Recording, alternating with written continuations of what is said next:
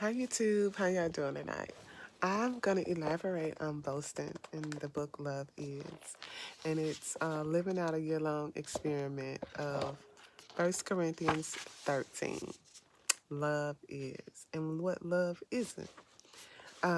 It talks about these builders getting ready to build a building for some children in Haiti. And it became more about of a power struggle, an ego struggle about their accomplishments, their degrees, how they achieved them, and who could do it better and who didn't need to be a part of it in building it.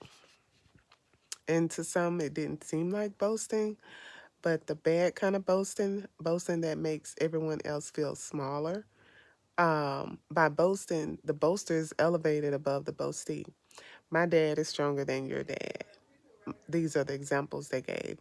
My grades are better than your grades. I'm prettier than you are. It's a woman thing, never said out loud.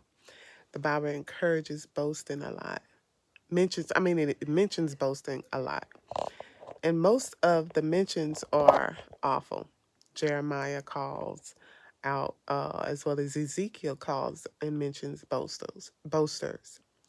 Most of the boasting is about money, power, and status. We all are the same status, right? We all are created in God's image, all created equal. Um, and then it gives an example about Thomas Jefferson and declaring the United States independence, trying to do away with the belief that some are born regal while others are born just ordinary.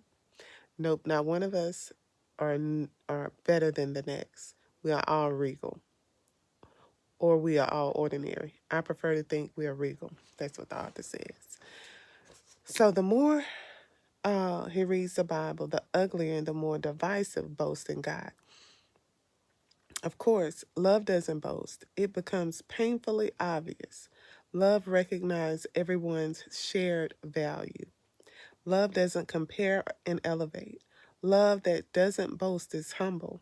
Love that doesn't boast is better than, just different than. Isn't better than, it's just different than. Different than makes for way better conversations, appreciations, and recognitions. You know, it's something to learn that sometimes we say things so quick, not realizing that our words may have a sting to it. And so we should think before we really speak and try to speak from our heart.